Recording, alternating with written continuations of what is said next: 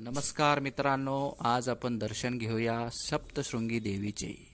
श्री सप्तशृंगी गड नाशिकपासून 60 किलोमीटर अंतरावर आहे।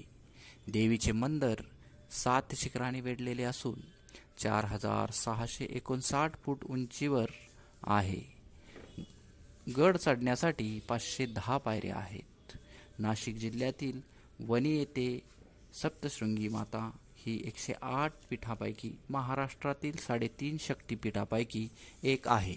18 हाताच्या या जगदंबा देवीच्या दर्शनासाठी देशभरातून भाविक येतात। अनेक कुटुंबाचे आराध्य दैवत असलेली सप्तशृंगी देवी हे आदिशक्तीचे मूळ पीठ आहे। देवीची मूर्ती ही स्वयंभू आहे।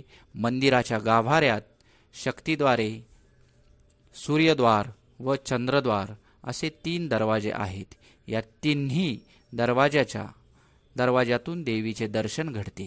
देवीची मूर्ती 9 फूट उंचीची आहे। ही मूर्ती शेंदुराने लिपलेली आहे। तिच्या प्रत्येक हातामध्ये वेगवेगळे आयुधे आपणास पाहावयास मिळतात। देवीस 11 वार पैठणी तर 3 वार खण, डोक्यावर सोन्याचा मुकुट, कर्णफुले, नथ, कमरपट्टा, पायात तोडे असे देवीचे अलंकार देवीला घालतात।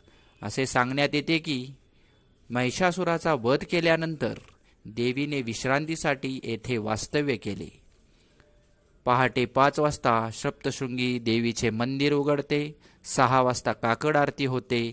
8 वाजता देवीच्या महापूजेस सुरुवात होते। देवीच्या पूजेचा मान हा तेथीलच देशमुख आणि दीक्षित या घराण्यांना आहे। चैत्र पौर्णिमेला गडावर मोठी गर्दी असते।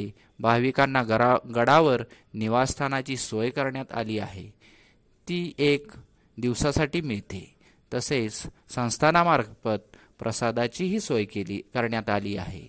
तर मित्रांनो, आज आपण नाशिक येथील सप्तशृंगी गडावरील देवीचे दर्शन घेतले।